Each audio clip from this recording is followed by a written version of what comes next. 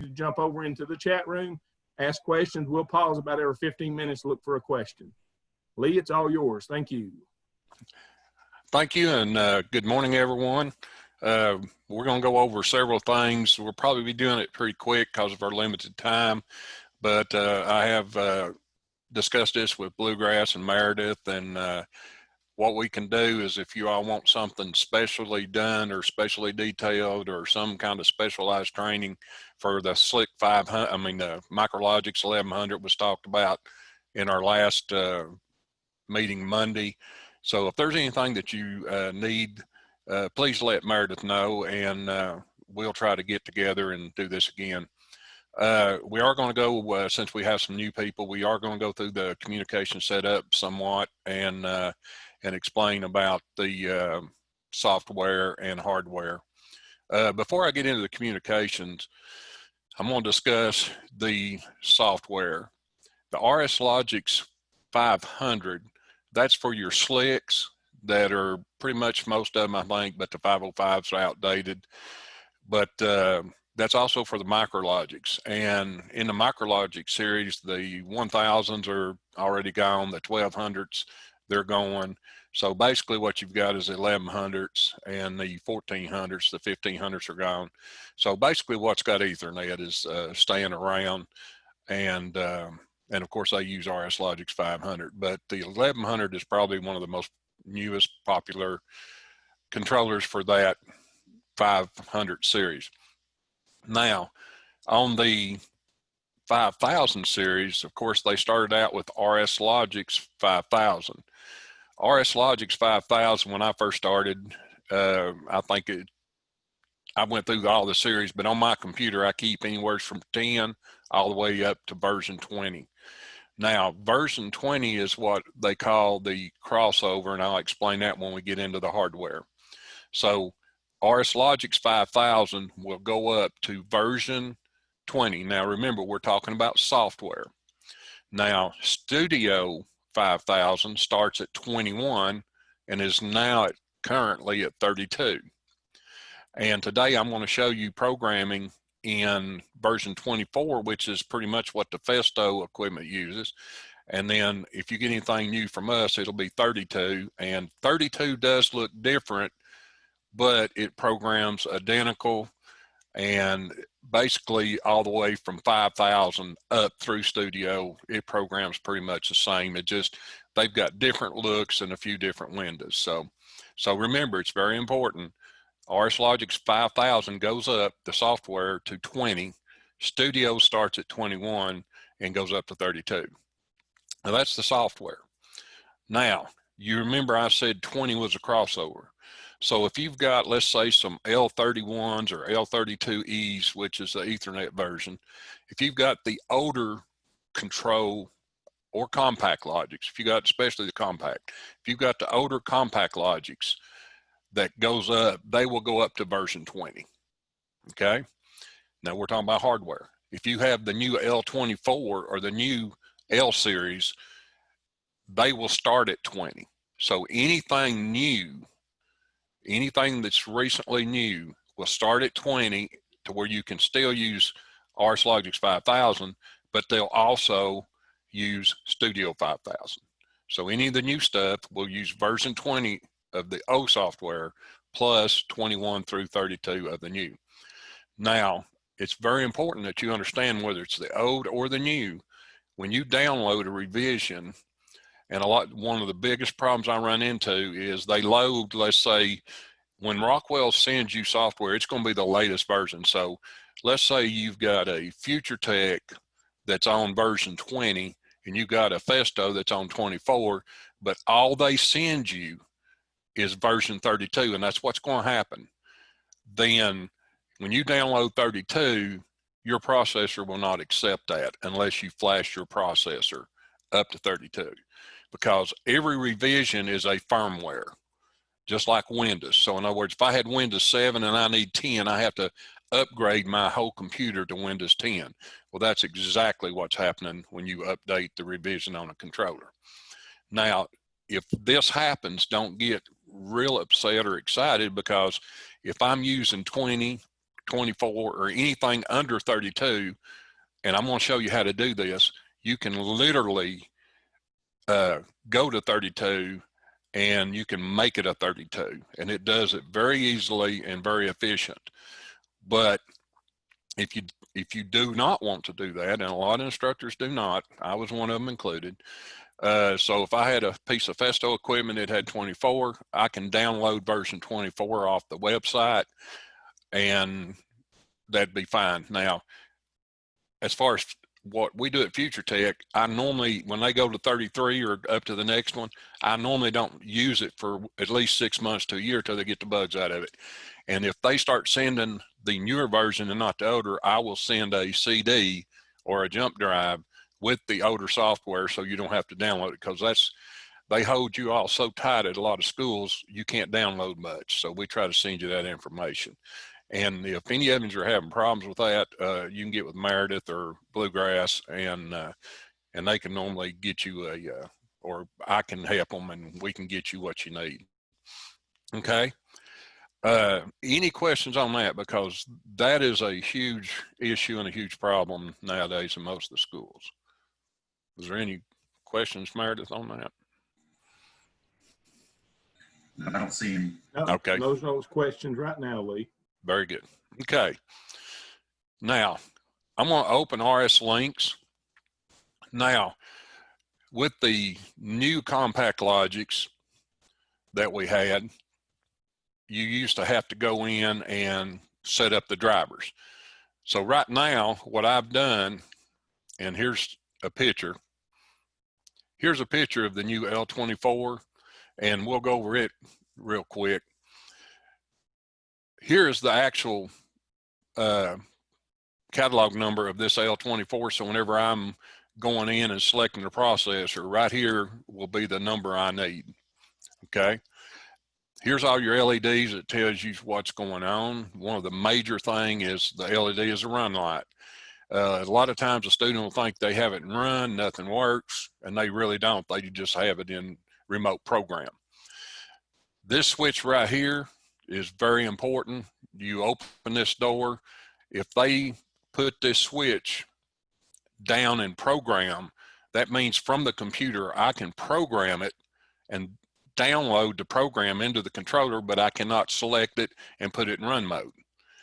If they flip it all the way up to run, it'll automatically put it in run mode, but I can't download to it.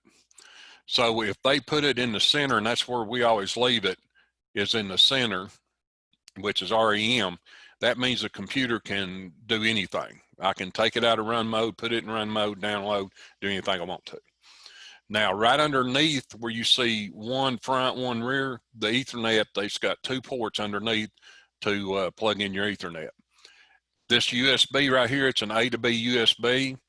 I've got one end of that plugged into the, I'm going to plug it. I thought I did, but I must have forgot it. All right, so I plugged it in to the controller. And when you plug it in, I'm going to go right here to links. I'm going to delete this driver. I didn't know I had it plugged into my computer. Okay, so now all we've got, I still have the Ethernet set up, but watch what happens when I plug the USB in.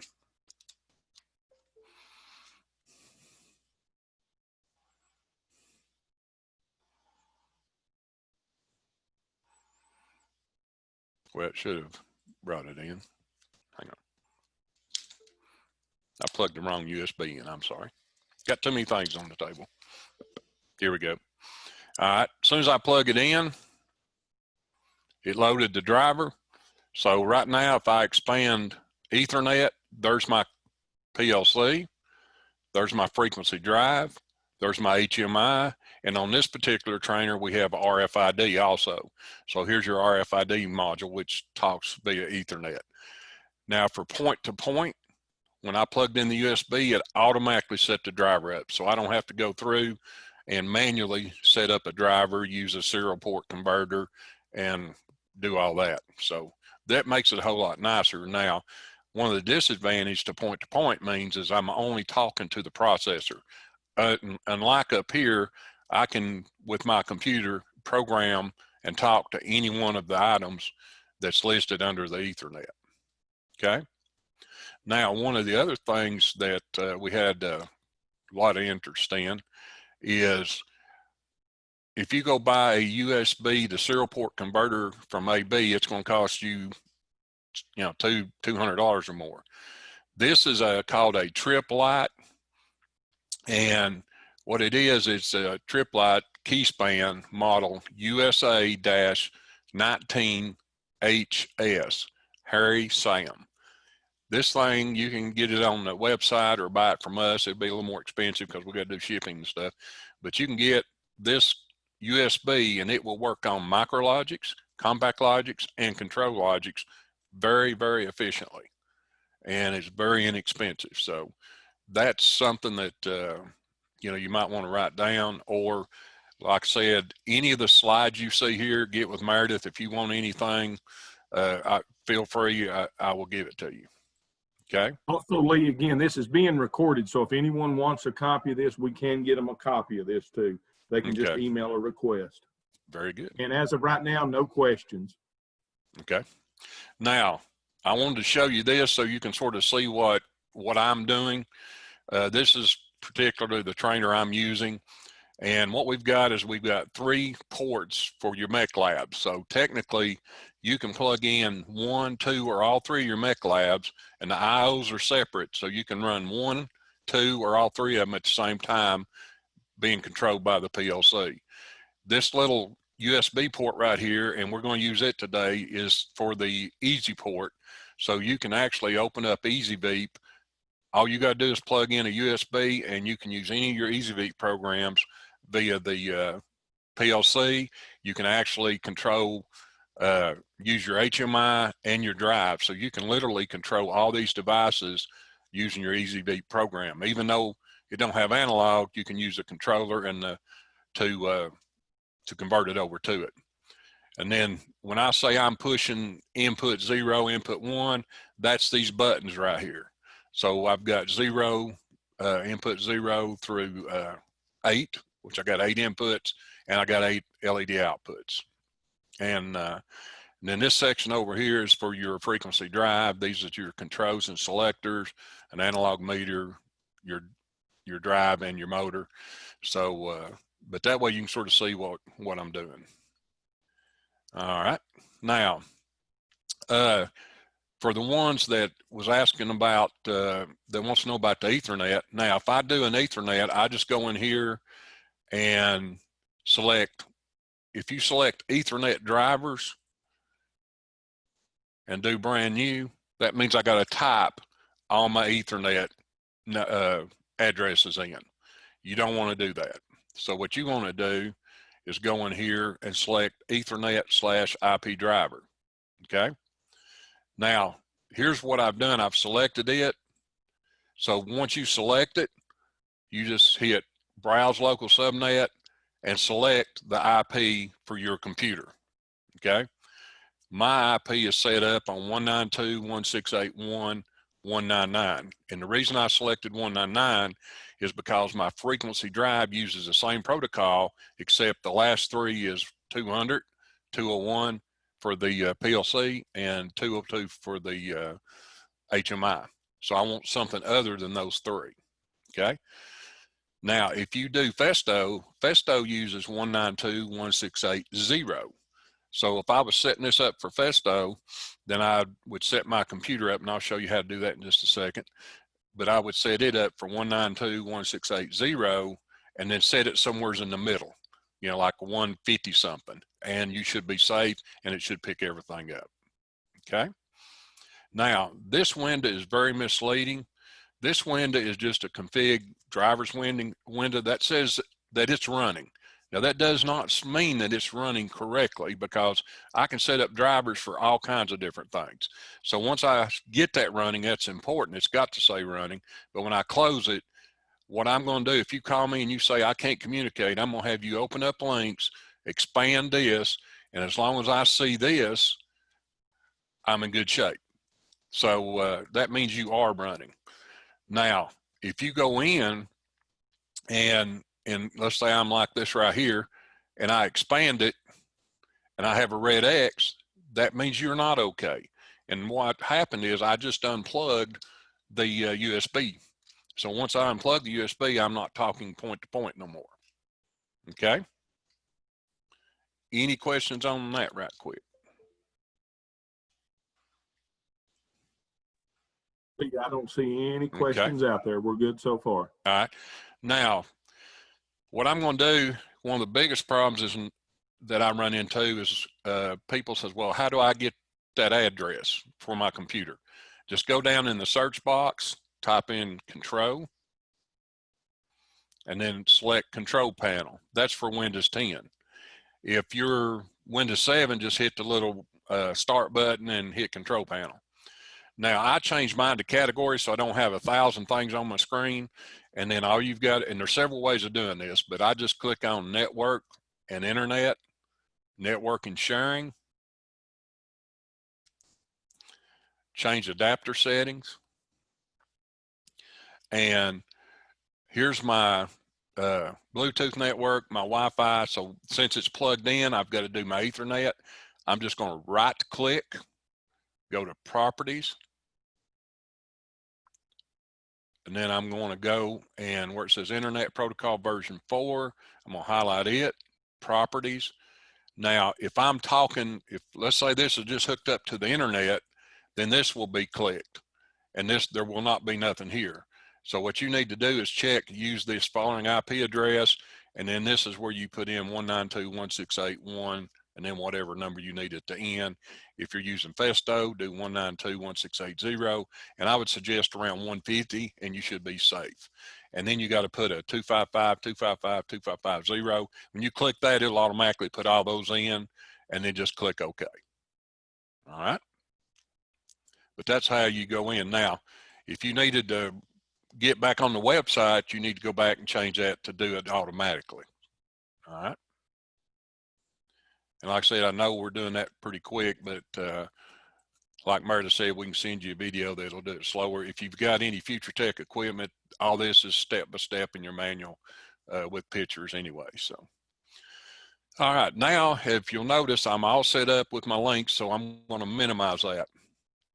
Now, in the PLCs, when you go in and set your links up for the first time, you need to minimize it until you open up. So I'm going to go ahead and open up Studio 5000. Hit yes. And once I open this up, create a new program and download it, it'll set a bit in links and Logix or Studio 5000. They'll set a bit, and that way links will open automatically when you open up the page. Now, I tell you what, let me close that and let me show you the difference. Here is the Rslogix 5000. I'm going to open it up first. And we're just going to create a little rung. And I want to show you the difference between 5000, which most people are used to, versus Studio.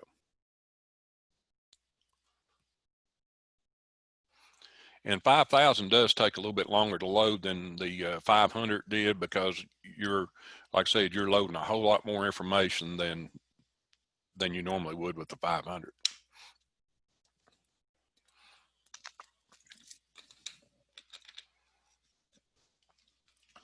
Okay, now you noticed it is opened.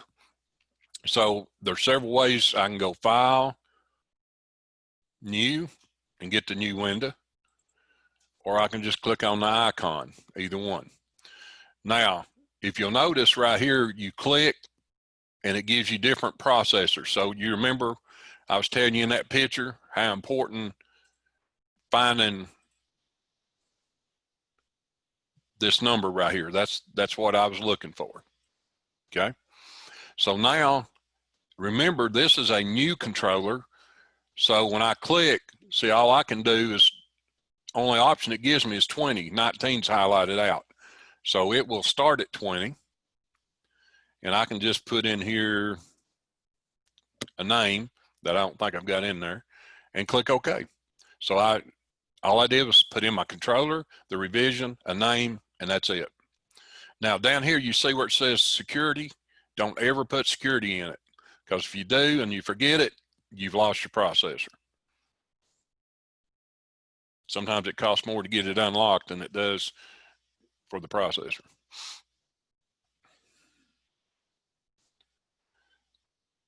Now what it's doing is it's loading all the information, everything it needs for revision 20. Because remember now, the revisions are the same as the firmwares. So once it opens, here you've got your controller organizer, or us old timers call it a project tree. Now, if you look down here for your inputs and outputs, now, if I had the Slick 500, I could do an auto config and it config everything. Well, the L24 has embedded digital, 16 in, 16 out, and it also has analog. I think it has 4 in, 2 out in analog. But if you'll notice, the embedded discrete I/O is in slot 1. The analog's in slot 2, and then your embedded counters, that's for like high-speed counters and stuff, are in slot 3. We're basically right now just going to use slot 1 for our I/O. So when I go up here where it says task, main program, I'm going to expand that and double click on main routine. When I do that, this way now remember, we're still in the Rslogix 5000, so I can highlight this. Now, one big mistake a lot of people make, they'll be clicked over here and nothing works. So you need to be sure you're clicked on this side. So now I'm just going to create a simple push input 0, turn on output 0. So I'm going to right click, new tag, and I'm just going to put input 0. Now, I can put a description, what input 0 is, doesn't matter what it is, that you can see on the screen. The next thing you got to do is figure out what type it is. So I'm going to expand this. Now, when you look at the 4 different things that we have, objectives that we have, base is one of them. Okay, base is like in the 500, that's your timers, counters, bits, integers. So in other words, anything that resonates inside the processor, any bit or data or word or byte that's internally in the processor, that would be considered a base. Your timers, counters, like I say, stuff like that. Alias is your real inputs, real outputs, or if you want to pull something out of a binary word or an integer word. Now, produced and consumed, we're not going to really talk about it, but I know a lot of people ask me a lot of times, what is that, Lee? Okay, what produced is, you noticed I had analog on my trainer for the drive. I could literally use my pot, my 0 to 10 volt analog pot. I could create what we call a produced instruction and download it and go to another trainer just like this with a different IP addresses, and then I could create a consume instruction so that that one pot on this trainer could control both drives. Okay, so I could use the one pot on this trainer to control multi drives through my system, and then I could do a produce on it and do a consume on mine, and I could monitor data from different locations or control. You could even use the same inputs and outputs discrete by doing this, so you can do anything. So, but the main thing we're going to deal with is the base and the alias. So we're needing input 0, so I'm going to select alias, and it says alias 4.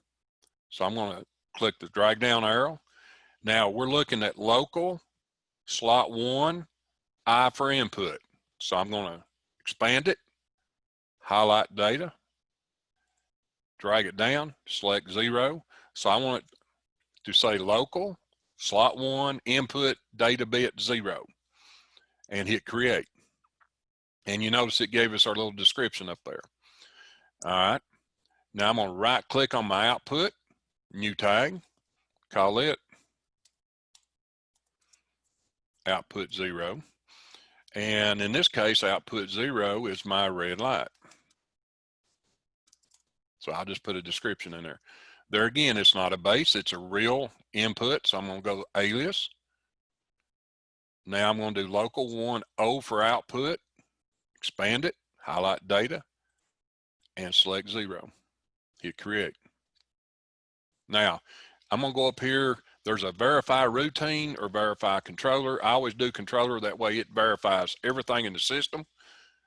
If you look down at the very bottom down here at the screen, when I do this, see where it says no errors or warnings or found? It will actually download with warnings, but it will not download with errors. Now, like I said, I've got version 32, so it will not let me download this particular program, but I just want to show you the difference. Okay? Any questions on this? Right now, Lee, I don't see any questions. No questions. Good deal. Okay. All right, I'm not going to save that. All right, now I'm going to go back to Studio. Now remember, a while ago on Rslogix 5000, we could do everything on one page. But now we've got to go through multiple pages. But it looks pretty, you know, and I got to keep a job. So if I'm doing the programming. So anyway, so we're going to create a new program or project. There again, we're going to select our processor. And we're going to do select whatever our process. That's actually our controller name. Hit next. Now, what I'm going to do is, remember I said if you've got Festo, and even some of ours is version 24, but we're on 32. So I'm going to go ahead and select 24 to show you the difference. Okay. There again, do not add no security. That will create a huge problem for you. So I'm going to hit finish.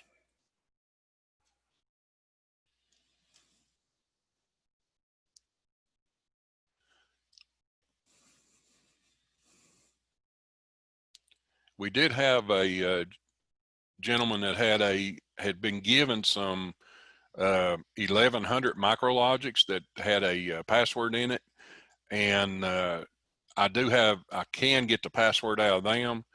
And if you all have that same scenario or a problem, if you let Meredith know, we can get that information to you also.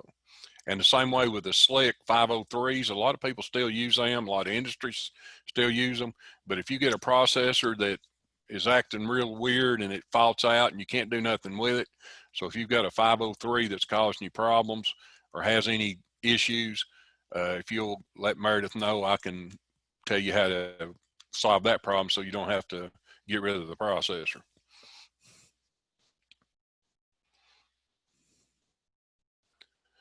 So remember, now we're in Studio, not 5000, not Rslogix 5000, we're in Studio 5000. But if you'll notice, other than what we just did in those other two pages, it looks identical to the 5000 that we just did. So I'm going to expand main program, main routine. All right, I'm going to do exactly the same thing. I'm going to right click, new tag. I'm going to put input 0. And there again, it's going to be an alias because it's real. And we're going to use some base and stuff later on. I'm going to select input 0. I'm going to right click, new tag. Whoops. Yeah, put 0. Alias. So I'm going to do local 10 for output, highlight data, and select 0. And there it is. I'm going to go up here, verify, and you can look at the bottom left. It says no warnings. Okay. Now, there again, I cannot download that because the firmware is not going to match. Okay. So here's what you do. So what I want to do, and sort of look at what everything looks like right up here on the screen. So what I'm going to do is I'm going to convert this and show you how you can convert your original programs up to the new 32.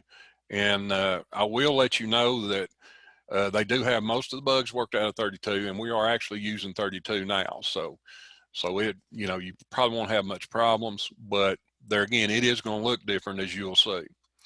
All right, to convert this over or to change the name of your processor, you can do either one. Just go up here to where it says controller, double click, Now, I can change the name right here. So if I wanted to put Lee, whoops, I had it in all caps. Let's see. All right. Now, if you'll notice, it says revision is 24. So I'm going to click on change controller. I'm going to go over here where it says revision. I'm going to select 32. And like I said, you didn't have to change the name. I just showed you that you could. Once you do that, click OK. And it says this project has been changed. You want to save these changes? Yes. So now what it's going to do, it's going to go in and convert everything from 24, all your data, your tags, everything to 32. Now, a lot of people, when they went to the 5000, they said, how come we got to create tags? We didn't have to do that in the 500. Well, if you used HMIs or touchscreens, it was a big pain if you used Rslogix 500 because you had to go in and create the PLC program. Then you had to go create tags to match the PLC program in the older the black HMIs. But when they come out with the PanelView Plus, then you can still use the older slicks on the PanelView Plus, but it's a whole lot more difficult. But using Rslogix 5000, by creating the tag here, if I want to create a start or stop button in it, I just put the button up, go into connections, refresh all, and select it, hit OK, and it done did it. It does it all. So creating a actual automated program from the HMI to the PLC, it's just unbelievable. Now the program in HMI is almost like a video game. It's pretty cool.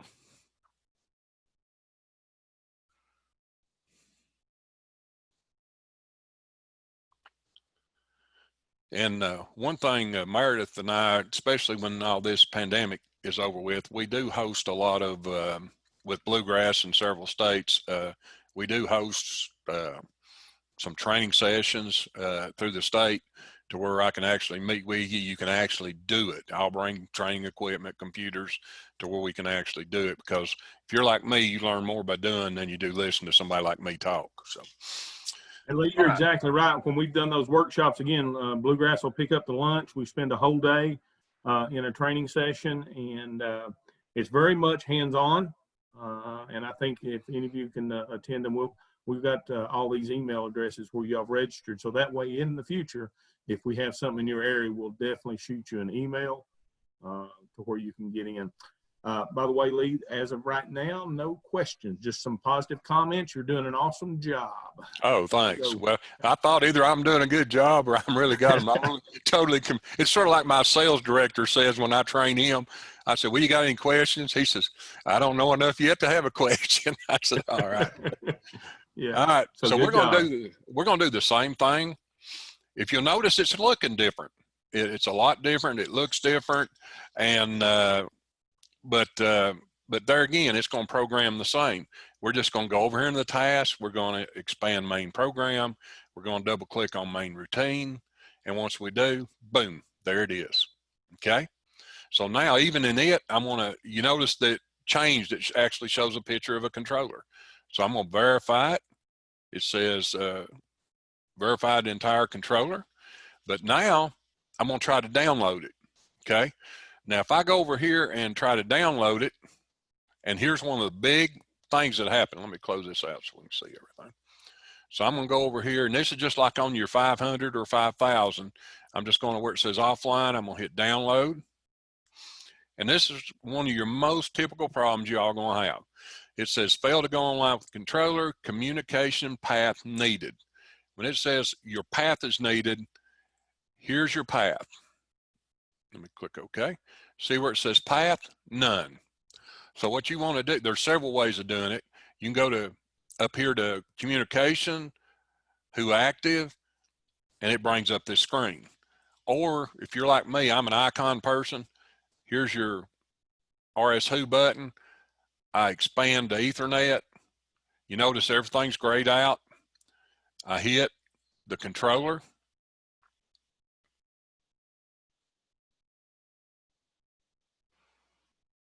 Now you see I've got the option to download. Now, everybody needs to pay close attention to what I'm fixing to say. Look right underneath download, update firmware. Well, how many students is going to accidentally hit that? Okay, so if they accidentally click on that right here and this comes up, you need to just tell them, don't click anything. So whatever happens to pop up or whatever, just cancel it out. Don't let nothing happen. Okay.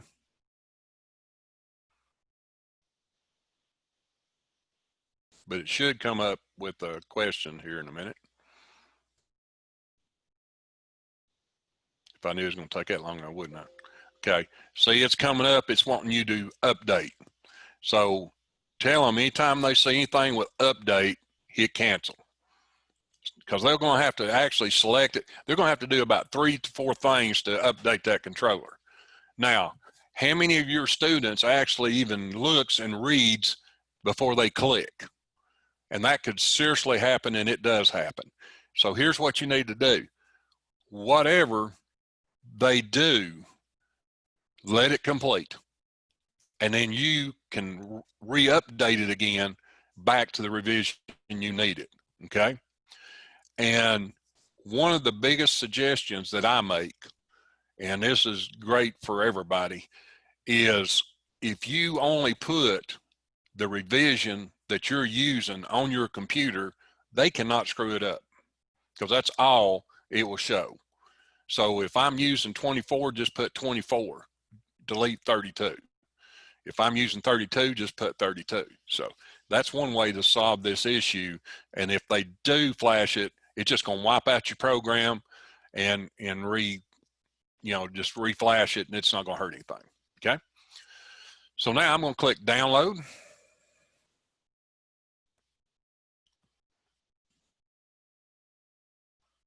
Now remember, we built this in 24 and we've moved it to 32.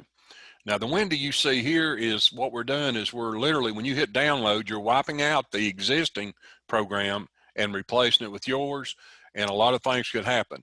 One important thing to teach your students is anytime before you download, you make sure you shut, if I was in industry, I would shut the equipment down in its normal start-stop situation. So in other words, I'd use its original stop buttons to stop the system and now download, because you don't ever want to download a processor in the middle of an operation.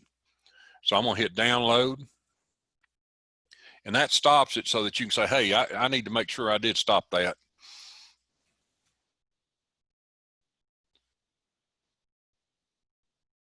And it takes liability away from whoever created it, but it put liability on you that clicked OK. All right, now it says done downloading, change controller back to remote run. Okay, the only time this window will pop up is where we was already in run mode. Then this window will pop up and say, do you want to go back to run mode? Now, if we hadn't have been in run mode, then we'd have had to put it in run mode, and I'll show you that later. So I'm going to hit yes. So now we're in run mode. So here's what I'm fixing to do. What I'm fixing to do is right here, push input 0, and it's going to turn on light 0. Okay. So you'll see this highlight green when I push input 0. You see it highlight the output and my indicator light come on. Okay. Now, one thing we do have, remember I told you we had the EasyVeep program. So what I'm going to do is I'm going to minimize these. I'm going to open up EasyVeep. When you double click on it, there again, there's a big easy port wired in the back with the USB coming out. So I'm going to select the easy port interface. All right, it showed it. I'm going to click it, go to modules. And for the ones that's not familiar with EasyVeep, that's a Festo product that we've incorporated in our equipment. And it has simulation software. So in other words, instead of you having to build or buy a water tank, it physically controls your PLC. When you put it in emulate, these input and output lights will actually, they're parallel wired to the PLC. It tells you how many digital inputs you have, how many outputs, gives you a description of what all the sensors are, what's going on, gives you a difficult level between 1 and 5. Then when you select display, all right, these two up here are 0 through 15. Everything on the left is inputs.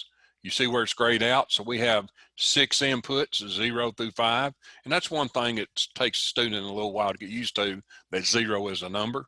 So like the student needs to write down, okay, input 0 is minimum water level. All right. Input 1 is lower water level. So this is the minimum we can go, but that's the lower control we're going to do. Here's the outputs. That's inlet valve fast, inlet valve slow, and output valve. And that's heating unit. Now, if you've got letters over here, these are actually outputs 0 through 15. So if I hit, remember this was inlet fast, that's inlet slow. So I'm going to hit the slow first, and you see the little valve opened. See how slow the water goes? Now I'm going to do this. Now I'm going to do them both. Now watch the inputs come on as they go up. So the student can literally go in, now I'm going to drain it, and they can watch and monitor the inputs and outputs. Also, you can adjust them. Same way over here on the heater. So we do not want to have the water level down and turn on the heater, because you're going to burn the heating element out, okay? And then when you hit emulate, it goes to the real thing. So let's go back to modules. And you've got a lot of different cylinders, different things. I'm going to show you a couple. This ball sorting is awesome. How many industries want you to understand sensors? Well, this is really cool because if you look, the first sensor up here is capacitance. Okay, it reads everything. The second is optical, which only reads bright or reflective stuff. So it's only going to read the yellow and the metal, because we're going to have, see right there, see it only did the top one. The metal one will do all three, because the last one's an inductive. It's got a through beam. So see, the capacitance does all of them. It was shiny and it was metal. Now this one, it's only done 2 of them, because this one shows them all. That one was reflective, but it wasn't metal. So it's going to sort them according to your program, which is pretty cool. Okay. Now the one we're going to do right quick. Now here's another one. I'm going to do one more right quick. Now, if I go in here and I open the gate and I allow the ship in, what happens if I open the other gate? I'm going to flood. Well, that's exactly what the student will see. So they're going to be able to go in and modify things. So now remember, we just did a light. So I'm going to go in here. See, the light button is input 0. The lamp is output 0. Now, if you look at our program, is that not our program right there? So I'm going to go to Easy Beat. Now, see, I can manually do it right now, and I can manually push the switch and watch the input light right up here come on, but nothing's happening on my PLC. But when I hit emulate, these go away. That's how you know if you're actually in emulate. Now, when I push this, the input 0 on the PLC come on and the output come on, and also I paralleled my simulators on my trainer, it come on also. So you're literally controlling this activity through your PLC once it goes to emulate, which is awesome, because once the student goes through the manuals, this gives them things that they have not seen, but they need to make sure that they understood. Okay. All right. Before we get going on any further, any question? Any questions on that? No, there's no questions. Okay. Good deal. Great. Okay. Not the great there's no question, but I hope everybody's doing okay. All right. Now, here's what I want to do. I want to go offline because I want to do some programming. Now, what I want to show you is there's several ways of putting instructions on your ladder logic, okay? Some people are click and draggers. So if I want to come in here, say do an examine off, I want to click. Now you notice, look right there at that little green dot. See, when I get away from it, see how it goes gray? I get up here to green, it puts it on it. Or if I go to this side, see, I can click it either way. but I'm getting older and I'm shake a little bit more. So what I want to do, if I want to put something in between these two right here, I just highlight right here. And if I want to put another examine on, I just click it. Now, if I didn't want it there and I wanted it on the other side, I can click it, drag it over, and put it there. Now, here's also an undo button, which I love, because if I accidentally come in here and let's say deleted that, then I can do an undo, it brings it back. Or if I deleted a whole run, it'll bring it back. Now, here's your branch. So when you get a branch, I got several options. I can take this, drag it in here, take this, drag it in here, do an undo. Or I could take this, whoops, drag it over to here, then take that, drag it down there. So there's several things you can do, okay? And yep, okay. So now I'm gonna just get rid of all that. Okay. Now what we're gonna do is I wanna do a seal-in circuit. So I'm gonna go in here and put another examine on. I'm gonna do a latch. And I want to put another examine on instruction in here. So I'm gonna click this left corner. Just quickly click according to your mouse speed. All right. Now, there's two ways of doing different things. If I double click this, remember we made a lamp button. Or did we a while ago? We may not have done that. No, we just did input 0. Okay. See, there's your input 0 that we used. Well, let's say I want to change that. I'm going to right click, edit, and I'm going to put start 1. Now, whenever I typed in start 1, the reason I put a 1 is because I can't use start but one time, because you can only use a tag name one time. Now, if you'll notice the underscore, I actually hit the space bar and it automatically underscored. And this is a very important situation you need, whether you're doing Siemens, Telemecanique, Allen Bradley, no matter who's and what version. And a lot of them, some things can take spaces, some things can't. Sometimes it'll let you know, sometimes it won't. So to solve all issues, the best way to program is never put a space, always put an underscore. If you do that, you probably won't have any issues. So anyway, we've got start 1. See, it's still left it at input 0. So I'm going to hit apply. And that's another question. A lot of people said, when do you hit apply and when do you hit OK? Is it okay just to hit OK? Well, if apply appears, click it, then OK. That way you're 100% safe. If you've done it for 40 some years like I have, I pretty much know it because I do it every day. But when new software comes out, I hit apply. And that way I know I don't have any kind of issue. All right. Now I'm going to right click here, new tag, and I'm going to put stop 1. And the reason I put the 1 is because, you know, I want to make sure it's named. Now, if you're in industry, you're going to have like stop 3, stop 128. You're going to have a lot of stop. And so just use the number that's on your original stop button. Okay, I'm going to select alias. Now my stop button, I'm going to use it because it's input 2. So I'm going to select input 2 because it's wired to that. Some people said, well, how do you know it's wired? Because it's normally closed. I look up at my input right here. See right there? Input 2 and 3 are my stop buttons and they're illuminated. So that means they're normally closed like they're supposed to be. And they're working. And I can literally push input 2 and that light will go off, and that lets me know that it's wired correctly also. All right. Now, see where we've got output 0 over here? I'm just going to click and drag output 0 over there. So now, because, and you remember up here we use this as now named examine on, examine off. Okay.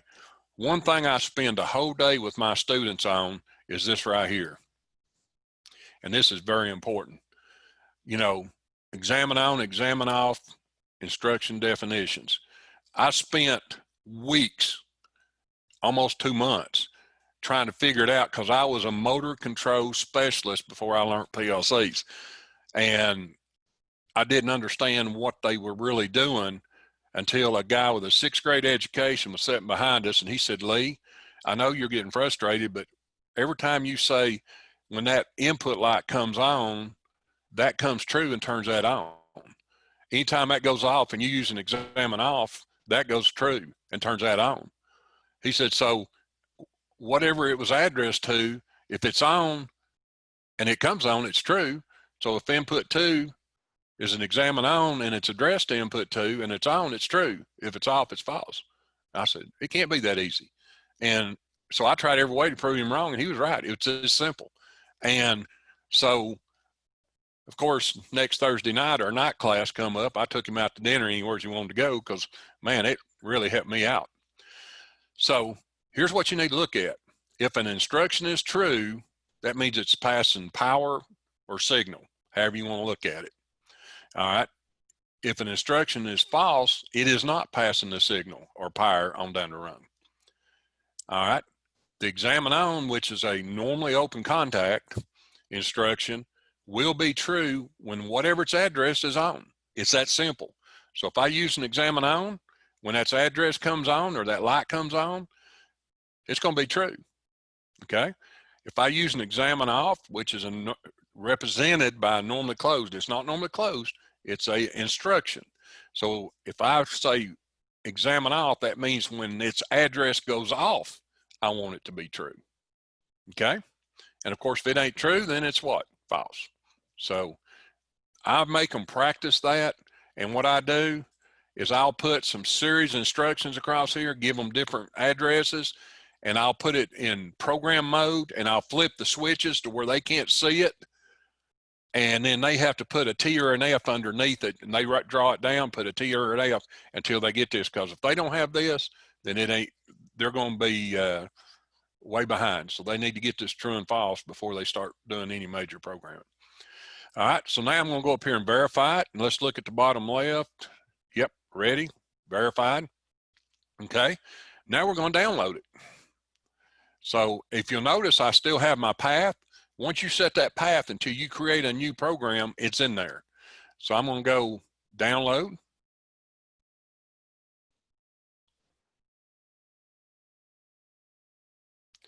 And this is just what we call a seal in. Some people call it a seal in.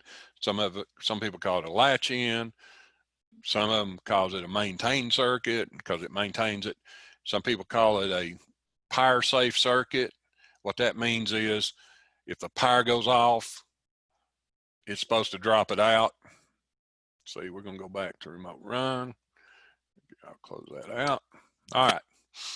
Now, my stop button is normally closed, so that means that input light's on, so that's true. My start button is normally open, so my input light's not on, so that means that's false, and of course the motor's not on. So as soon as I push input 0, that turns on input 0 light, that comes true. My output comes true, or the whole rung's to say true, and it seals it in right here, and I can let off the stop button. So this seal in keeps it in. Now, when I push the stop button, input 2 goes off, and this goes false, which is in series, and shuts my output off. So in other words, I'm going to push input 0 again, it comes on. Now, I know a lot of you said, yep, this is your normal circuit. Here's one of the problems is on this circuit right here, you notice I have nothing in here that controls the overload to the motor. Because let's say that overload, say that goes to the motor. All right, so let's say the motor just tripped and the reset tripped. If I'm looking at my logic and I go hit that reset button, what's going to happen to my motor? The output's on, isn't it?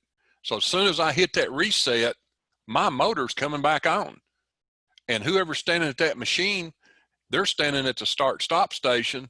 They may be sitting on a saw or eating lunch on a saw table. As soon as I hit that reset, that thing's coming on.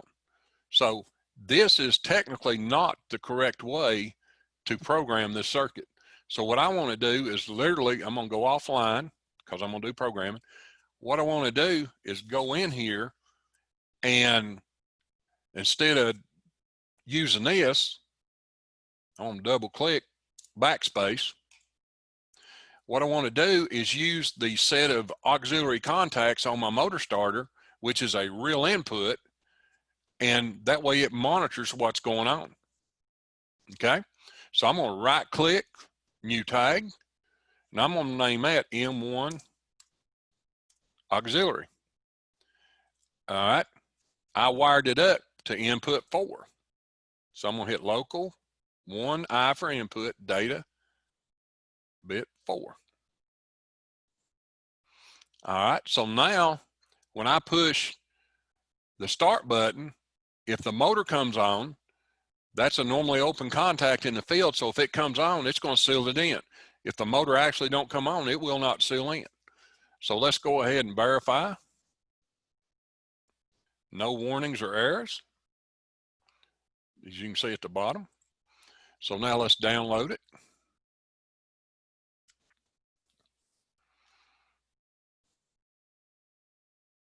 Now what I've done, I've got a maintain switch on input number 4. So what I'm going to do is I'm going to push it, and I'm going to be the contactor to where, because I don't have a motor contactor actually wired up to it. So I'm going to have to pretend I'm the actual motor contactor.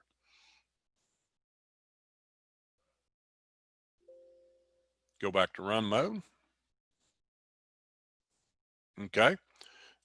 So now I'm going to push the start button. You notice the motor coil come on. So the contactor come on, I let go. Okay. Let's say they bogged the saw down enough to trip the overloads. Well, as soon as the overloads open, it takes the coil out. So this has nothing to do with this now. This totally has to do is what condition that starter's in. So when that starter shuts off, that automatically opens and killed the coil so that the motor can't restart until you actually hit the start button. So that's a better way of controlling a motor than using the other. So, all right, any questions on that? It looks like right now, no questions. Everything's going smooth. Great. Okay. Does anyone have any questions? Again, put it over in the chat room. Just a reminder, be sure to click on the link and enter your first name, last name, email address, school, and the state you're affiliated with to get PD credit. I think we've got a couple that's still not done that. So if you need to do it, I'll post the link on there again, and be sure to go over there and register. Thanks. Okay. Now, what I'm going to do is I'm going to see we don't have our start stop already created. So I'm just going to go in here and right click, just get rid of that whole rung. All right. So now I'm going to add a rung. Now what we're going to do is the same circuit, but what we're going to do is we're going to do a latch unlatch. Hey, Lee. Yes, if you wouldn't mind, hold up just a second. We do have a question. Okay. Is the examine on and off definition separate from a contact drawn in its normal state or de-energized? Okay. Good question. All right. You have to look at the, you do have to look at the contacts as true and false versus, I don't know why that's up there. Whoops, hang on. All right, let me go back. Okay, now that's a good question. Let me go back and download this, because in motor control, you're correct. Okay. Normally open's normally open, and normally closed and normally closed. When a normally open is energized or goes active, then it closes. All right. A normally closed, when it goes active, it opens. Okay. So from its ready start condition. Okay.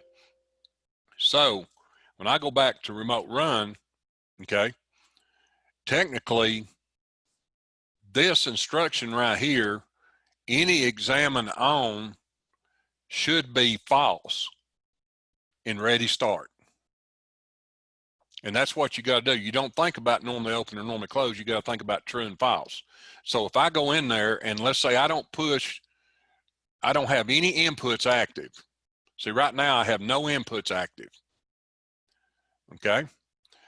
And let me do one more thing right quick.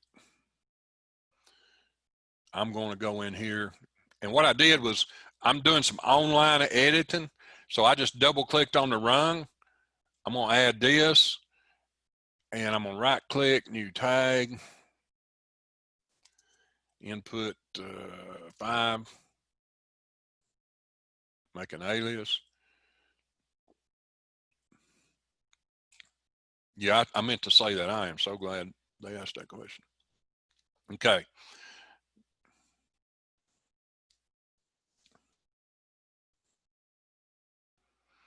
All right. Now, if you'll notice, I have no inputs on right now. So that means my instructions are in their normal state. So if I've got an examine off, then that means everything's off. Okay, no inputs are activated as of right now. So that means anything that is, and this will even show you that if you'll notice, this is showing true. And let's go offline. That will show true even when I'm offline. And your examine ons will show false offline because of exactly what he said. So that is a examine off instruction. So no input has activated. So it's going to be true. Here's an examine on instruction because an input actually has to activate, right? To make it true. So it's going to be false. And the reason this is true, because see, it's an examine off. The input is off because it's not activated. But as soon as I activate it, it's going to go false. As soon as this activates, it's going to go true. And see, that's what was so confusing, making me confused, is because I could use an examine off and not have an input signal, and it was still sending the signal. And that just confused me. So I just got to saying, okay, here's the best way to look at this. Here's an examine off. Is input 5 off? If you answer yes, it's true. If you answer no, it's false. So here's an examine off. Is input 5 off? It is off because I have no inputs engaged. Here's an examine on. Is input 2 on? No. So it's false. See, but here's an examine off. Is 5 off? Yes. So it's true. So that's all you got to do is ask that question, and it will immediately tell you if it's true or false. So basically, if the instruction matches the condition of its address, it's true. If it don't match it, it's false. So in other words, input 5 has to be off to be true. Input 2 has to be on to be true. Input 4 has to be on to be true. Input 0 has to be on to be true. And that's how you look at it. So if it's false and it goes active, that means it goes true, which sends a signal. I hope that answered his question and didn't confuse him much. But that's what really messed me up, because and I always have this saying, all right, here we're all in this seminar. Let's say the mechanic goes out to our vehicle and they went and put a reversing cog on our steering wheel. So now when we turn left, we go right, we turn right, we go left. They swapped the brake as the gas is the brake. They ain't one of us going to get out of the parking lot without hitting something, because it's all instinct. And that's the way I was in motor controls. Everything I knew I'd done for years and it was instinct. Now they threw a cog in my instinct and I didn't like it. But once I learned it, now I love it, because I can change this address no matter how the electrician wires it. Even if they got it wrong, I can change this from an examine on or examine off and still make it work without touching a wire, which is pretty cool. But of course, you need to do all your documentation to match it. Okay. Did that help? I think it did. I didn't see a response, Lee, but I do. I told him if it didn't cover it, we'll answer it at the end. We'll go back over it. Very good. And Okay. it's going on 10:40 now here, so we've got about 20 more minutes. Okay. All right. I'm going to cut this run. All right. Now, what we're going to do is we're going to do, and like I said, in this limited time, we can't get through a whole lot, but I do want to show you the same thing with the latch. I want to show you a latch and unlatch. So I'm going to create a rung, and I'm going to use my start and my stop.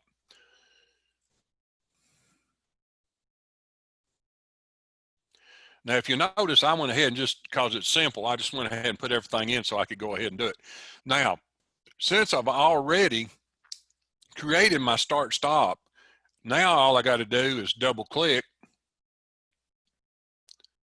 and go down here, and there's my start. I just double click on it. Now I double click on this, go down to the bottom because it's alphabetical order, double click here. So I did my start stop. Now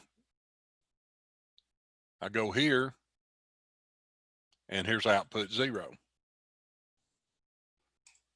So I'm just going to click and drag, because if I latch 0, I have to unlatch it. Because if you latch something and you don't unlatch it, I can shut this PLC down, come back 50 years from now, turn it on, it's going to latch. Okay. So now I'm going to verify it. Everything okay at the bottom. Now I'm going to download it. But I'm fixing to show you something really important about scan, because we're going to talk about scan time. And this will key you in timers, counters, latch and unlatch. This will, you'll see everything is perfect. Why is it not working? And a lot of times, see, you have to use, with timers and counters, you'll use its own dumb bit to reset itself to start another situation. And if you don't put it in the right place at the right time, sometimes that creates a problem. All right. Now, a lot of people, you noticed a while ago, I used my stop button, I used an examine on. Remember? Because it was in series with here, I used an examine on. And the reason I did is because if it's in series, it had to be true. But down here, if I held it unlatched, it's not going to latch. It's not going to stay latched, right? So I needed it false. So what I did was I looked at my input and I needed this false.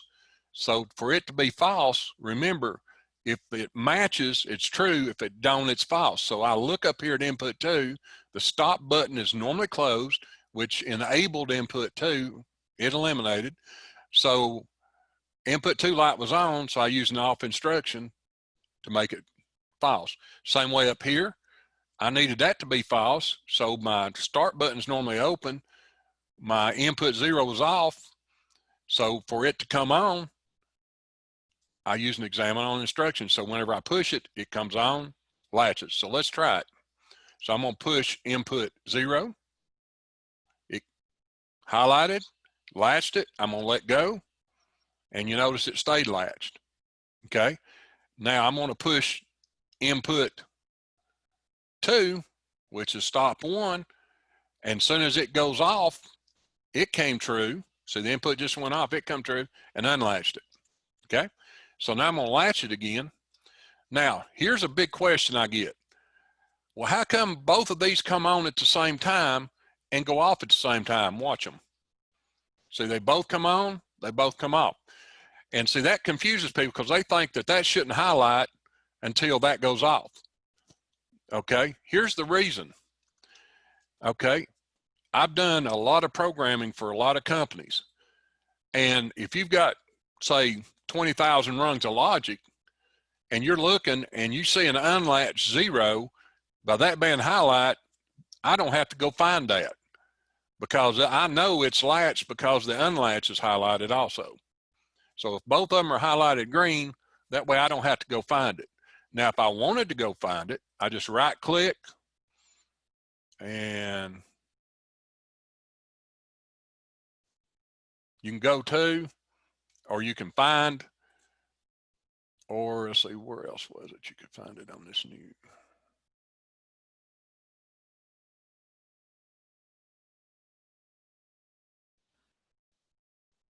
And you can go in here and type in anything, whatever, and hit find all. And when you hit find all, it will go in here and show it down here at the bottom. So you can go do searches and different things and it will find everything. But the main key is if it's highlighted, that means whatever the latch is latched. Okay. Now, here's what I want to do. I'm going to hold input 2 in, so it is holding it unlatched. Okay, I'm going to push the start button. All right, did it ever latch? Look at it. Did it ever highlight and come on? Okay. When you look at this, here's how the PLC project scans. It'll scan this instruction and continue down the line, do whatever it's supposed to do. It goes down the next run, scans all it, does what it's supposed to do, and scans all that. One of the biggest things is everybody will say, well, that never did come on. Okay. But what I'm going to do is I'm going to do this online. That way, well, let's see, let's go off that way. It'll be easier because you need to learn how to do that. So I'm going to add a rung. All right, what I'm going to do is I'm going to put an examine on. I'm going to use this output bit. So in other words, if this comes on for any millisecond, this bit will come true. Then I'm going to do a latch. I'm going to right click and I'm going to create an internal bit called a test bit. All right, that's the same as our B3 and our 500 stuff. But the advantage is I don't have to keep up with B1, 0, 1, 2, 3, and so. Now this is an internal bit I want. I just hit create. Boom, I'm done. So now I'm going to download this.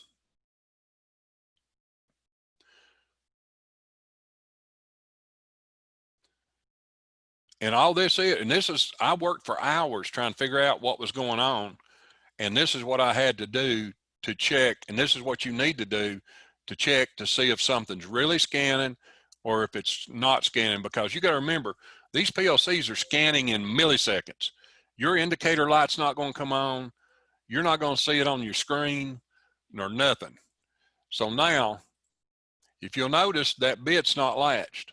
So first thing I'm going to do is hit stop button. You notice it's held it unlatched. So if I push input 0, you'll never see this come on. But what happened? It did come on here. And here's what happened. This come true. This run come true. It latched 0. This saw it was latched because now 0's on, so that come true. I latched that bit, and you notice I have no unlatch for it. And then the next thing I did was what? Unlatched that. So this really did latch. This caught it, then this unlatched it. Okay? So now I'm going to right click, toggle bit. So now I turned it back off. Now, watch what's going to happen next. I'm going to take this rung, put it down here. So now I'm going to download it. Now looking at my logic, how many of you, and you can type in the thing in the chat room if you want to, how many of you thinks the bit's going to come on this time? Because I'm going to latch it, then I'm going to unlatch it, then I'm going to read this, and then we're going to do the same thing again. But it's doing it, remember, in milliseconds. So is it going to be on or is it going to stay off? Okay. Now I'm going to do the same experiment. I'm going to hold it unlatched. I'm going to hit the latch. See, nothing happens, but this bit didn't come on this time. And here's why. See, that's true. So I latched, but then the very next thing I did what? Was unlatched. Then it sees I'm not on, so I don't turn this on, then we go do the process again.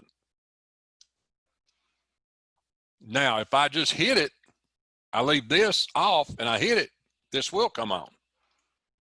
See, because I didn't hold it unlatched. Then when I unlatch it, of course, this is going to stay on because I have no unlatch. So I have to right click and toggle it off. Okay. But that is important in timers, counters. So if you want anything to happen and you're using something down here to reset itself for it to work, and see, a lot of people will put their timer, then their reset. And that's a mistake a lot of times. So what you want to do is anything that is controlled by your latch needs to be in between your latch and unlatch. If you're using a timer, it needs to be between, and what's according to what kind of timer, between your timer and your reset for your timer, or same way with counter. So you want that stuff in the middle. A lot of your more professional programmers, if I put a timer, the reset will be the rung before it, so that it does all its process, then comes back and resets. Okay, same way with counters, because a lot of times, yeah. Lee, we're at about 10 minutes, and I didn't Okay. know if we need to leave some time for question, or if you want to wrap up in a few minutes what you want to cover there, and then we'll open it up for questions. Guys, we may run just a little bit past 11 if you're okay with that. But Lee, if you want to. No, this is fine. We can stop here and we can do Okay. any questions because they may want me to show them something, or. But Okay. I was just going to show Let's them. do that if that's good. What we need to do, guys, is if you want to turn your video on and ask the question through the computer, is fine. We just need to do it a few at a time. If we get everybody showing their video, sometimes it'll lock up the system. So if you have a question or would like to see Lee demo something, please let's open it up for questions now. And again, could they put their name on the chat room and then you pick them one at a time and let them turn the camera on? We could do that. That's fine. That way everybody won't be on turning them on and off. Yeah. So if any of you got any questions or whatever, if you want to put over there in the chat, and we'll just kind of organize it, and I'll call your name out and let you know to ask the question. So let's open it up for questions, guys. Wear Lee out with questions. He's a great resource for you. And like I said, if there's anything that you all would like to do or know later, we can always set up, chat things later. Just get with Meredith or Bluegrass, according to what state you're in, just get with your Bluegrass representative and we'll help you out any way we can. And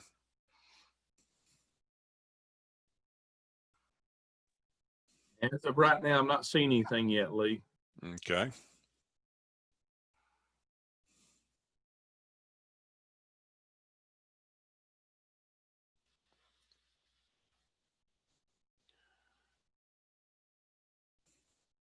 And like I said, we've just done basic, simple stuff because that's all we had time for. So, but if anybody wants to see any specific thing, they can type it in. I can show them whatever. How much more time do we have, Meredith? What time is it? We've got roughly about 8 minutes or whatever. 8 minutes. Well, if there's no questions, let me do a quick little thing here. But if they got questions, just go ahead and put the question in. So I just saw a question come in about the recording, guys. I'm going to post my email address out there, and you can send email requests to me, and then I'll send it to the appropriate person at Bluegrass to email you out the recording. So again, I'm going to post it out for everyone, my email address, and then you can just send it, and I'll make sure you get the recording on this. So yeah, go ahead, Lee, if you want to do something. Okay, I'm just going to do a quick timer right quick. All right, on the timers, I'm just going to do a non-retentive timer so I don't have to do a reset.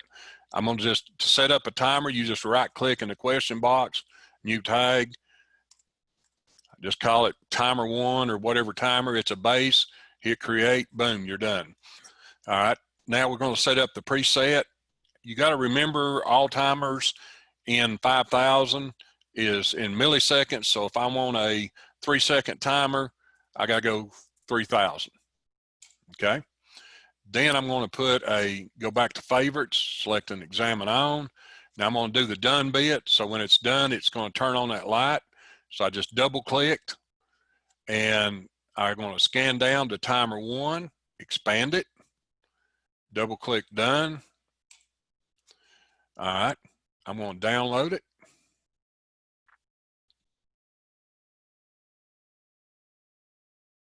And this is non-retentive, so when the run goes false, it'll automatically reset itself.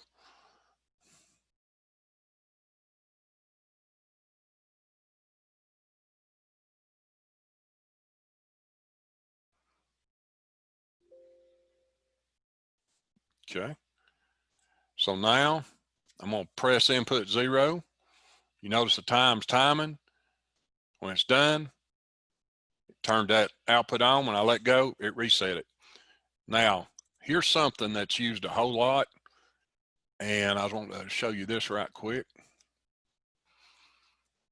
Okay, I'm going to use a examine on. Shoot, move this out of the way. I'm going to use a move instruction. Okay, I'm going to move 3,000. I'm going to double click this. I'm going to go down to timer. And you can do this on any of the softwares, 5,000, Studio, either one. All right, I'm going to right click, copy run, right click, paste. That just saves time. And now I'm going to put 6,000. And actually, I'm going to use the examine off, right click. So I'm going to go, whoop, I think I done got input 4 in there. Input 5. Okay, I'm going to use input 5. So when input 5 is on, we're going to put 3,000 in the timer's preset. When I turn it off, we're going to put 6,000. So if I've got a baking process and I got a selector switch hooked up there, and I've got the selector switch on the left is 3,000, on the right is 6,000, which is 3 seconds or 6 seconds a time to heat or bake or cool or whatever. The operator can sit there and flip a switch, and that way you don't have to change it in your programming. That gives the operator, you know, choices. Or you could even have a multiple selector switch, you know. Okay, so if you'll notice, right now the switch is off. Look at the preset, 6,000. Now if I push input 5, see it went to 3. So I can sit here and manipulate timers presets, counters presets, so you can move any information anywhere you want to using the move instructions, and that's a very powerful tool. So that was something else I wanted to sort of show you. And there again, there are just so many things that you can do. It's, you know, but there's not much you can do in an hour and a half, but there's a lot of things. And like I said, we'll be happy to, if you're having problems with understanding particular programming, whether it's basic or more advanced, sequencers, timers, counters, math, analog, we can set up just a particular seminar or webinar for whatever you need. So, and that's something like Lee said, guys, if you reach out to us and say, hey, can we do a webinar on something specific in PLCs you're having difficulty with, and we can send some emails out. If we get 10 or 12 teachers together, we're going to do it. But we got to have your input to let us know areas that you feel like you need some training in, and Lee is available to come do that. And again, like we talked about, the on-site, we can come in and set up at a school, and if we can get at least 12 teachers at that school to do a workshop, Lee's more than welcome to drive up from Mississippi and do it. I know here in Kentucky, we've done like a kind of like in NASCAR or drag racing, where they do what they call the West Coast swing. We'll hit 3 places. We start in Eastern Kentucky, when we hit Central Kentucky, and then we hit Western Kentucky all in 1 week. And it works out really well. We've got a lot of feedback from it. And here again, guys, we're all in here just trying to learn and get better at this. Our job is to provide you trainers and CTE needs that you have. So we take feedback. Let us know how we can help. And as of right now, don't see any questions. Thank you, Jonathan Crabtree. Also, good job. Let me interrupt.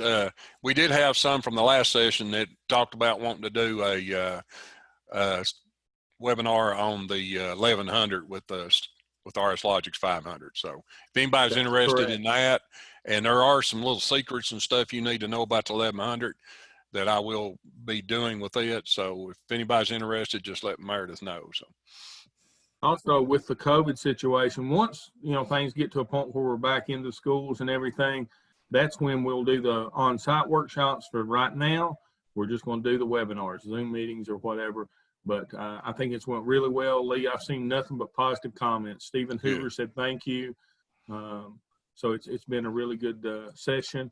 Again, let's give it another couple minutes. If anybody's got some questions, if you want to turn your video and ask the question, or if you want to type it in the chat room. Otherwise, we're going to kind of wrap things up here.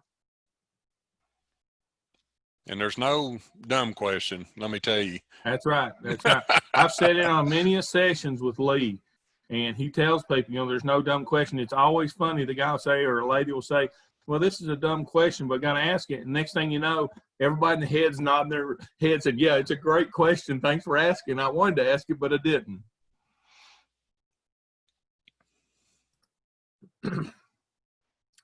Any other questions? Just again, Lee, just I actually do have a question about the ladder logic. What do you see in industry? Do they more want ladder logic? Or are they looking at block programming or graph set, or what's the industry calling for?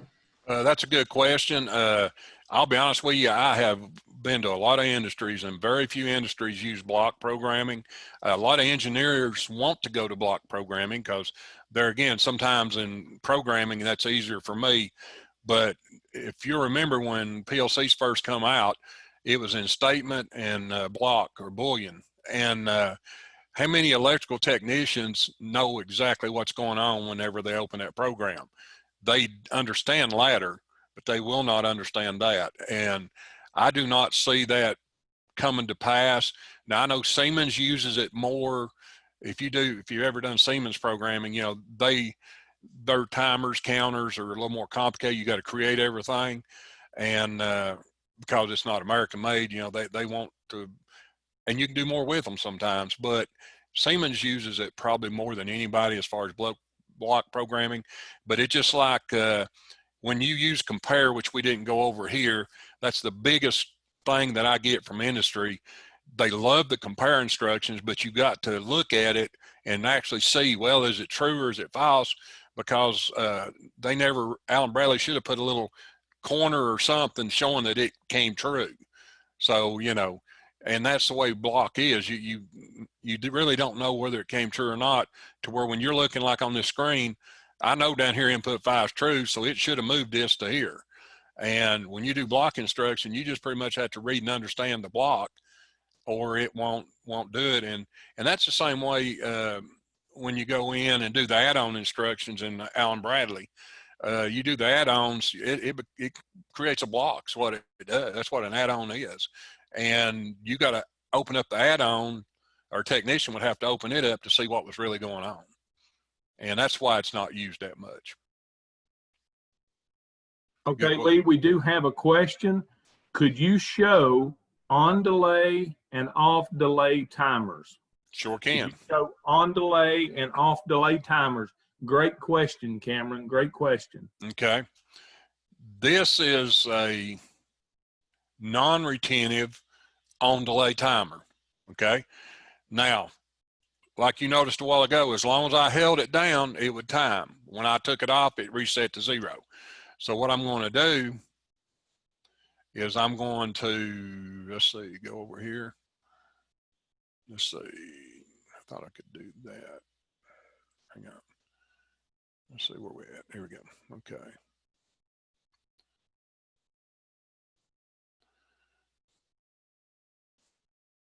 All right. Now here's an off delay timer.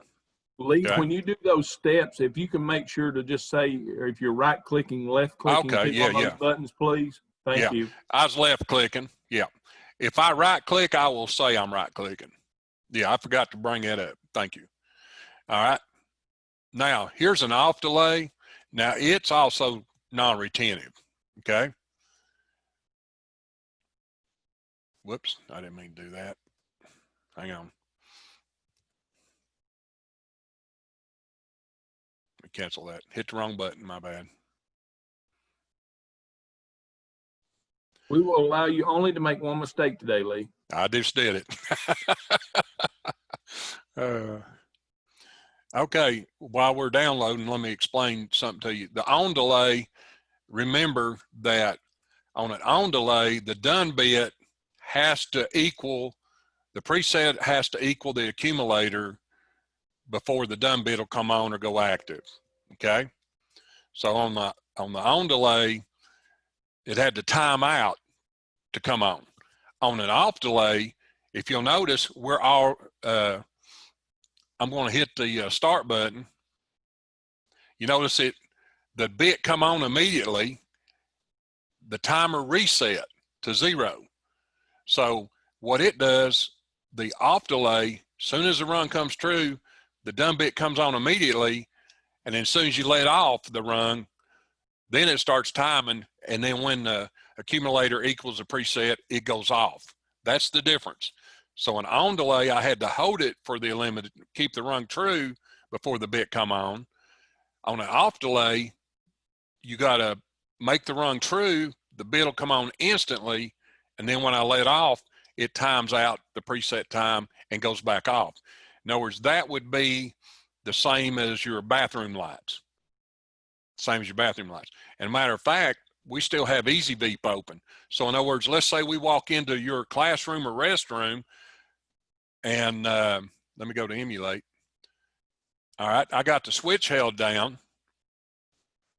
Now, if you notice, I let go, look at the timer over here. See the light's still on? And that's what's so beautiful, what's so good about the Easy Veep. Oh, I lashed it, so I've got it, hang on. You know, so I'm online editing now. So I made a latch. Uh-oh, that's 2 mistakes. You got to allow me 2 today. Don't dock your pay now, Lee. Got to dock my pay. All right, so I'm going to accept that.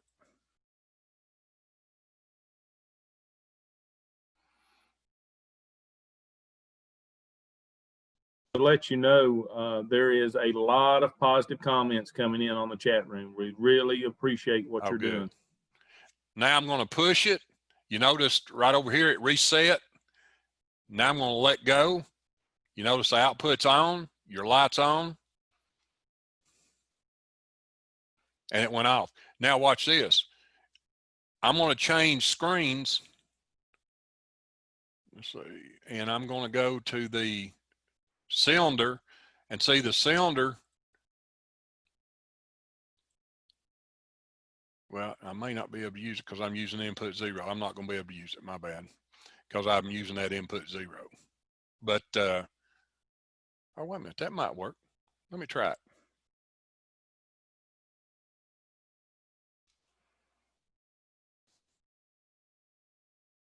See, it's working. See, I pushed input 0 was my start switch. See, the cylinder's staying out. So watch, see it staying out. And you can visualize and you can show them on the Easy Veep, the blue is pressure, the black is exhaust. So you can actually show them the difference, and you'll see your sensors come on and off. So it's actually working with our program here. So you can go in and they can actually visually see what's going on in their ladder logic, which is awesome. So any other, oh, let's do the, got one more. All right.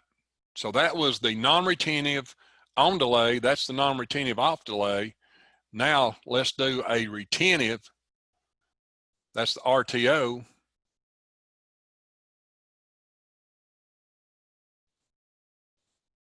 Okay. And I'm going to leave the same thing there. Now, the only other thing I need to do is I need to add a rung.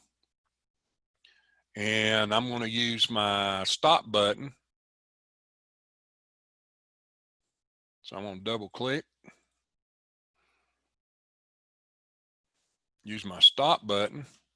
Go back to timers and counters, hit a reset. And just take timer 1, drag it right down there.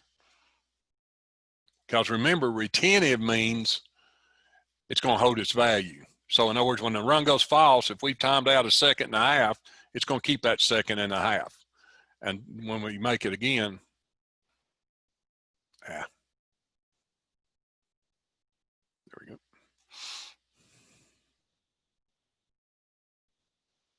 And like I said, if you'll notice, this all looks a little different, but it programs identical to the same as the Rslogix 5000 we started out with.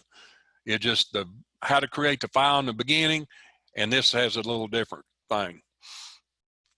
And also the ones that's actually using 5000, I don't know if you're aware or not, but you notice how much it's easier to see my screen. They default this here to blue, and you can't hardly read any of this. So any of you is having that problem, I can show you how to go and fix that problem to where your screen looks like mine. So now I'm going to hit input 0, watch the accumulator. Now I'm going to stop it around 2 something, see where it held it, and it's going to pick it back up. And then when it reaches 6,000, the done bit will come on, turns this on, and if you'll notice, it just holds the 6,000 there. And the only way to shut it off is by hitting the stop button. When input 2 goes off, because we use an examine off, it should reset it. Well, I said it should reset. I don't know why it's not. Oh, I know why. I got Easy Beep on. Hang on. I got that too. That was keeping that input on. Let me close Easy Beep out. There we go. See, it reset it. Because see, I had Easy Beep and it had kept 2 off. So, because remember, Easy Beep takes over your PLC. So, all right. So in other words, like I said, you hit it, it'll time. You stop it, it'll stop wherever it's at. And that's used a lot of times if you've got a process that you do have to stop and keep value. And then of course, as soon as you hit the reset. And then when you're doing counters, you've got a counter and a reset, but you also have a counter down, like for parking lots and stuff where you want to keep up with conveyor systems, product going in, product coming out. That would use a counter up, counter down versus a counter up and a reset. So. But there again, like I said, you know, if y'all want to do another one, go over some more things, but you want it to be more specific, you can just send us information, say, you know, I'm really having problems with this. I'd really like to go over this. We'll be glad to help you. As of right now, we have no more questions. If there's any other questions, please, we need to kind of wrap this up so we don't tie up all Lee's time. But Lee, again, we are so appreciative of you doing this webinar for us. Again, we've got nothing but positive feedback in the chat room from just about everyone, positive feedback. So, well, thank you. Like I say, guys, I've sat in a lot of workshops with Lee and hosted them and stuff, and he does a phenomenal job. And that's all the way to the university, all the way down to high school teachers. You can do that when you're a good old country boy. You can get down there. There you go. There you go. It's harder going up than it is coming down for me. Yeah, there you go.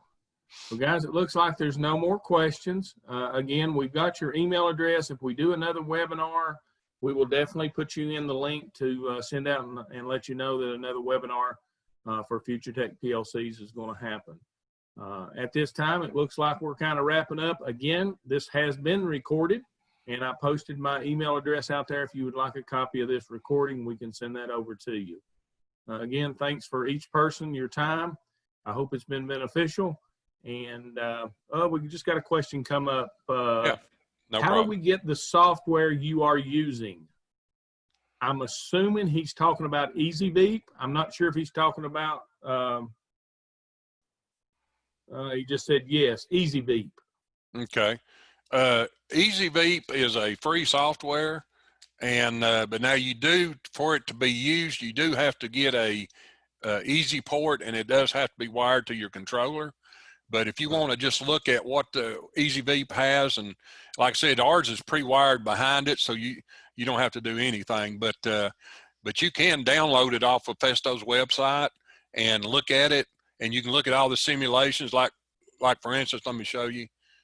Yeah, we just Aaron just posted on there the website link, guys. You can click on it and see that. And I think it's like a 30-day trial. Does that sound right? No, it's free. Oh, okay. No, you can download it. And now the only thing y'all need to do when you open it up, if you do not have an easy port, that's the easy port right here that has to be parallel wired to the IOs of your PLC. Just go up here to modules, and then you can actually click this drag down and see here's 3 cylinders instead of the one like I used. And you saw the heater, you got elevators, 7-segment display like at a, and that's good for BCD conversion. Got a bottling situation, you got dark light, that's you notice it's more difficult. Got railroad crossings, which is pretty cool. One of them that they like a whole lot, that I like, is the greenhouse, because the temperature changes from day to night. And the ones that the student really likes, let's see. Oh, I will tell you this, and this is just funny. I was doing a high school, and I did this tape recorder as an example, and they won't know what that was. Yeah. I thought that was pretty cool. But here's the one a lot of students like is your car alarm.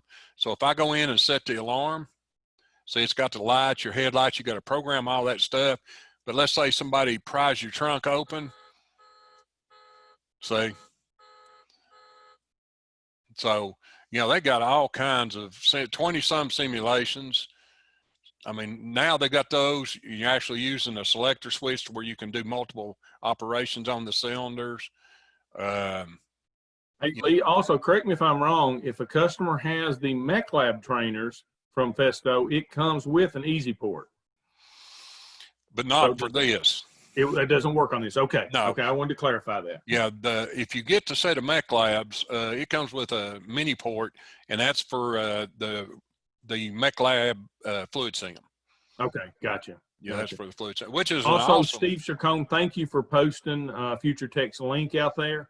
Their website, guys, you can go on that website and see the trainers or whatever. Again, if you find something you want to see, Lee's very good about. Either he'll ship it to us, or if he's in the area, he can bring one by to demo it. We're here to make all the questions. We're here to make you all look good, because if you look good, we look good. So that's right. That's right. And being a teacher for so long, I understand what you're going through and the problems you have. And I was the same way. I went to a lot of stuff to try to learn. And of course they give you that 30 minutes in the morning and 15 in the evening to do all your work. And that's all plenty time, you know, but I know how that is. So. Well, Lee, we ended up, I think there was a total of a little over 20 some on, but 16 still on there. I think you've done an awesome job. Again, guys, we'll keep you posted. Matter of fact, Steve just posted on there EasyBeat, the link there. So if any of you guys have any other questions, feel free to reach out to us, email us, contact us, however you need to. It's been my pleasure hosting it. And Lee, thank you very much for your time. No problem. No problem. Take care, guys. Have a good afternoon. Well, we got one new message maybe. Okay. Just said, awesome. Thank you, Lee. Everybody's positive. Okay.